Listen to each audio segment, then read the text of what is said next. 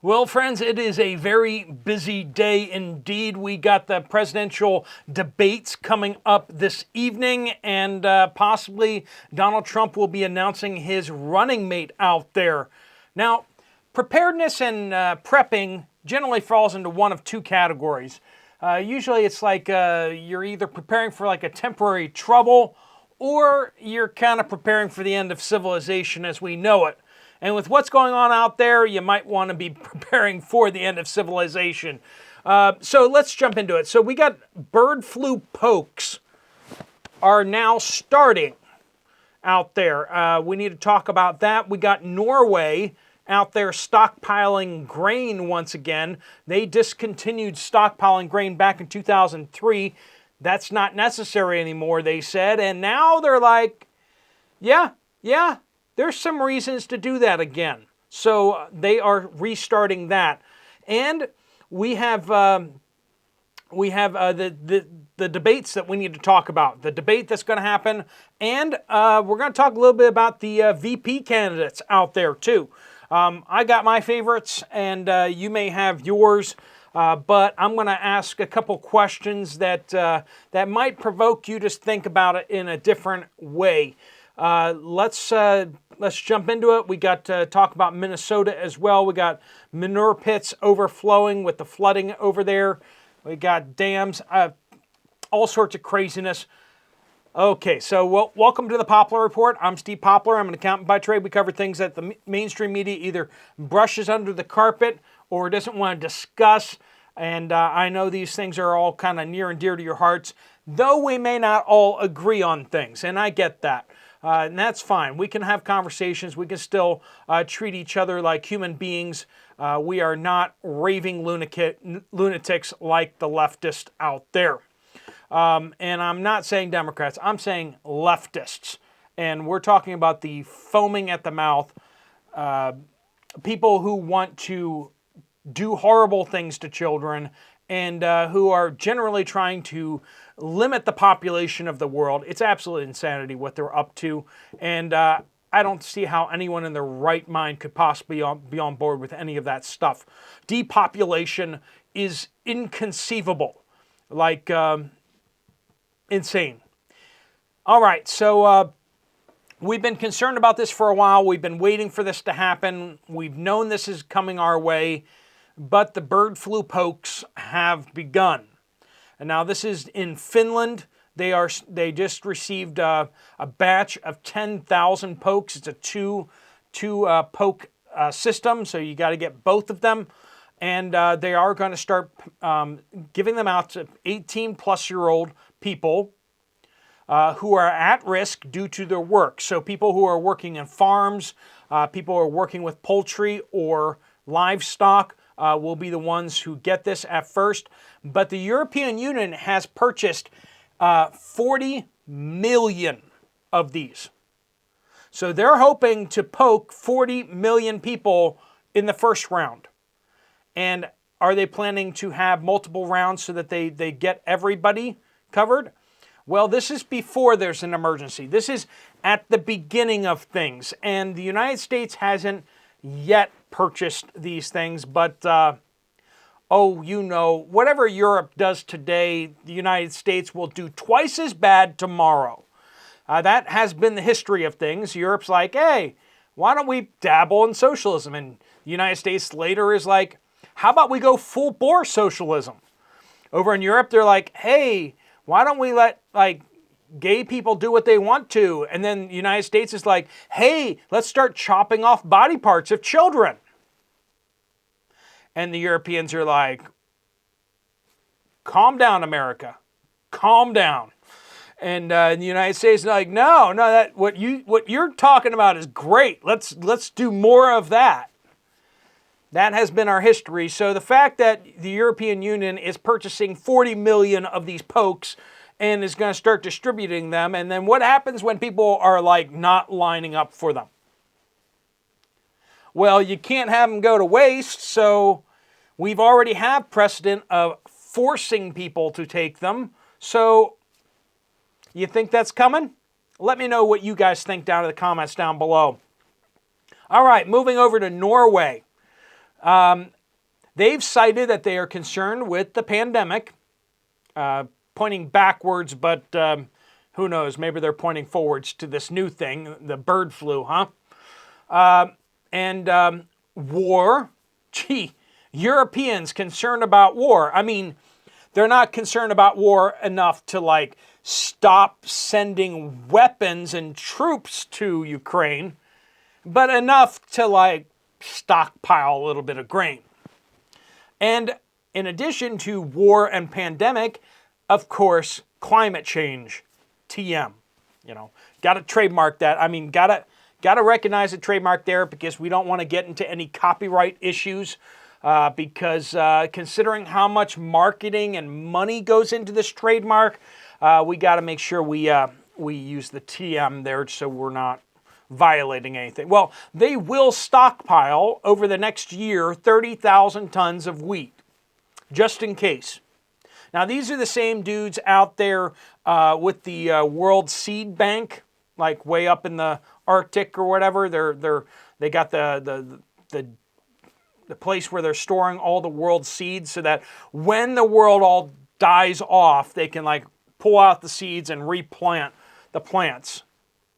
Not sure if they'll repopulate with people because people are evil, but someone's got to plant the plants, right? Anyway, they're going to scale this up over the next decade. Yeah. Like we're going to last that long. Anyway, up to 82,500 tons of wheat.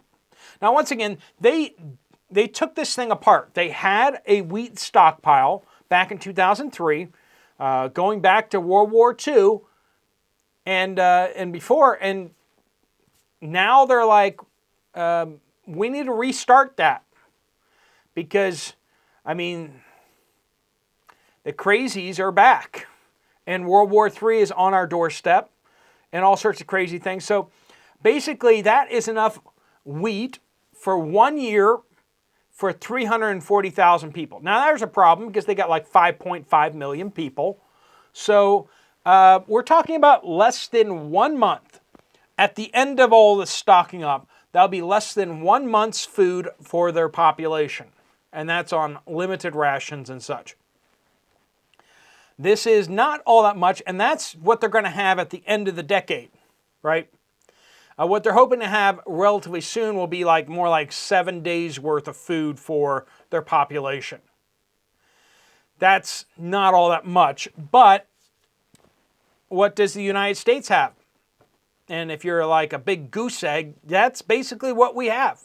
Now, we have something different because we got lots and lots of farmers who have grain silos on their properties. They have grain bins that they're storing grain in. When they harvest it, they could sell it right away and immediately ship it, but then they're going to have to pay some really high shipping costs. They can save on shipping costs by holding on to it for a while and waiting until there's more rail capacity and more barge capacity.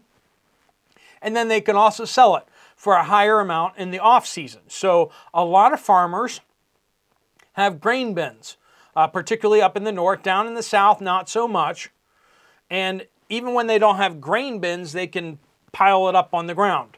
And this happens too. Now, in some parts of the country, they have facilities for this and have experience piling stuff on the ground so that they know what they can do with it. Down south, they're more used to just shipping it straight out.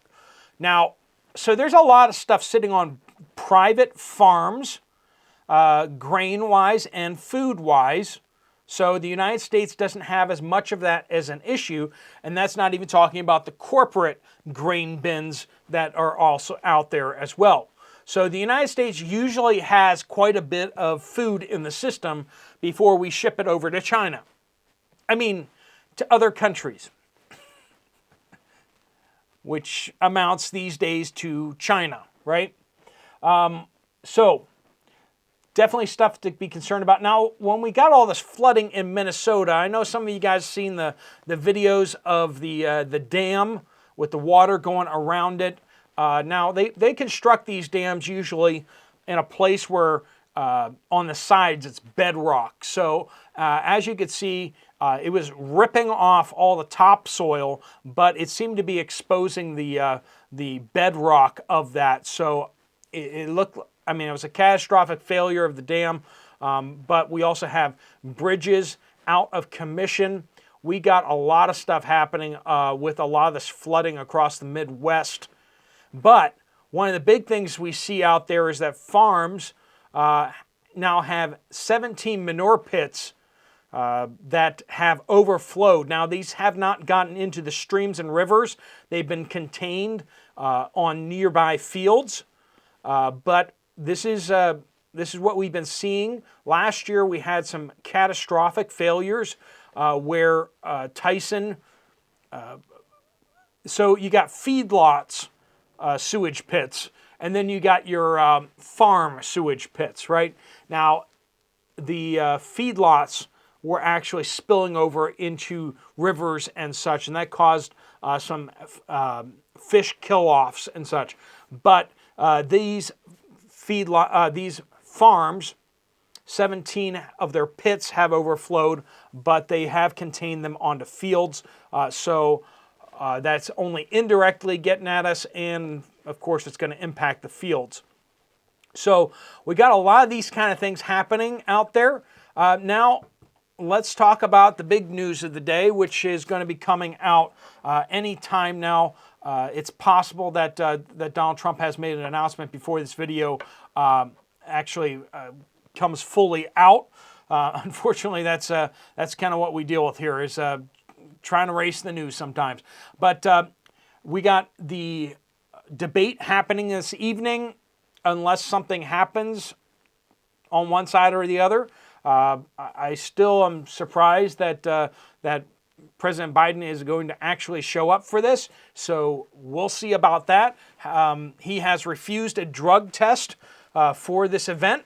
He will not take a drug test, and it is going to be hosted by CNN. So that's going to be 3 people versus 1, basically. The propagandists over at CNN are going to be just trying to light President Trump on fire on stage. That's just what's going to happen. Now, the big news is that President Trump said that at the debate, his pick for VP, Vice President, is going to be present. Now, that got people going around asking all the potential VP people, like, hey, so are you going to be at the debate? And the only person I've heard so far that is going to be at the debate, that has confirmed being at the debate. Now, it doesn't mean that he's the only one going to be at the debate, but Vivek Ramaswamy is going to be at the debate. He has confirmed that, and he is considered one of the leads as potential for VP. Now, one of the things I think is important here to say is Donald Trump is probably looking at a couple things for VP. And one of the big ones is simply the fact that he wants somebody who is extremely loyal. And so that kind of tosses out, there's a whole bunch of names out there, but that's going to toss a whole bunch of these names out. Donald Trump has been betrayed before in his mind. And personally, I agree with him that I think that Mike Pence made a pretty grievous error along the way. Anyway, he does not want a disloyal VP. But also, I'm going to throw this out there for you. When you're looking at VP, it's not just whether this person is going to be loyal, but can they deliver votes or money, right? That's traditional thought process. Can they deliver a state? Can they deliver finances? Can they be a good fundraiser, right? Now, you either want to reach out to the independents or you want to consolidate your base. Now, Mike Pence was there to consolidate Donald Trump's base because there are a lot of people that were a little worried about Donald Trump. Where was he going to actually land when it comes to abortion? Where is he going to land with all these different things? Was he really going to keep his promises? And the crazy thing that surprised even people like me, I voted for him, but I was concerned about the fact that maybe he might not keep his promises, but he was one of the few in modern history that actually kind of kept his promises. It's absolutely insane. In fact, some would even say that he actually over-delivered on some of his provinces, which is just like crazy talk, right? So we have all that happening.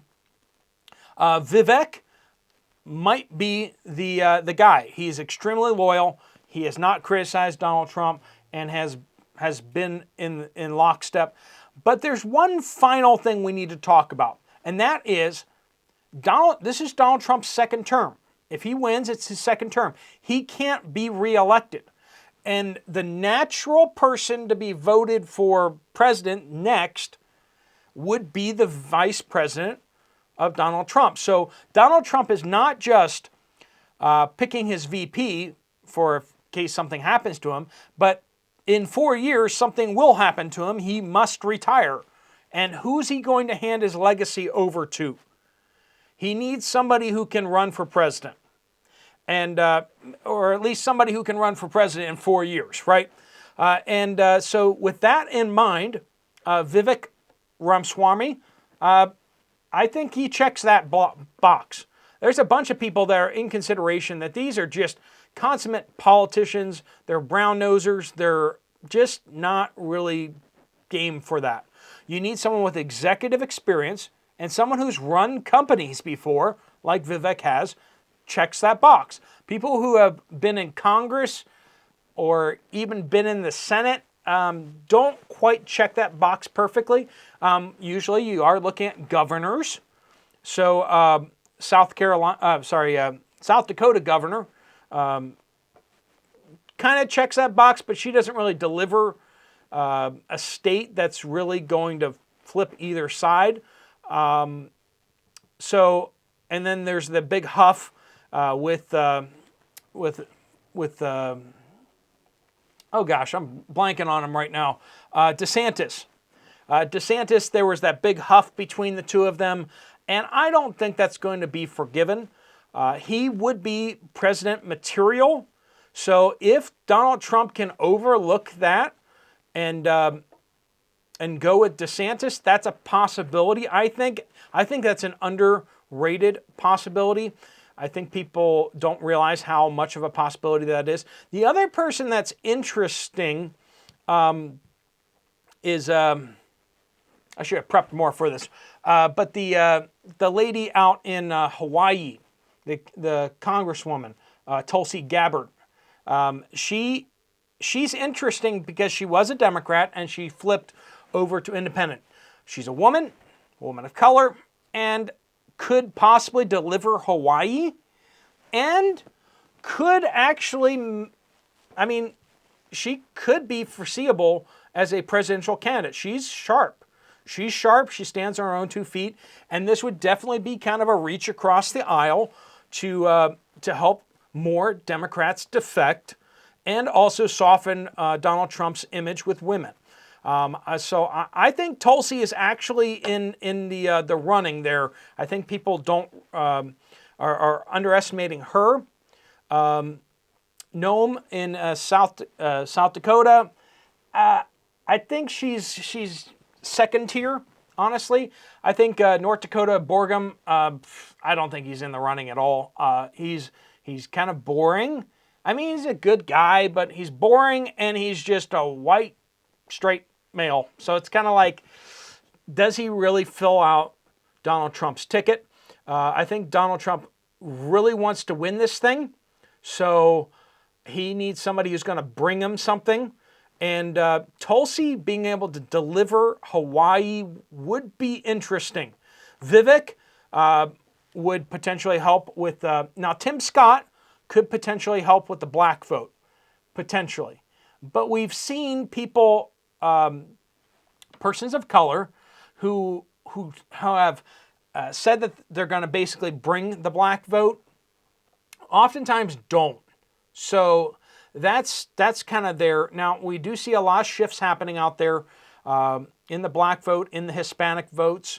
There's definitely demographic shifts, but will patronizing to them really play strongly there. I don't know.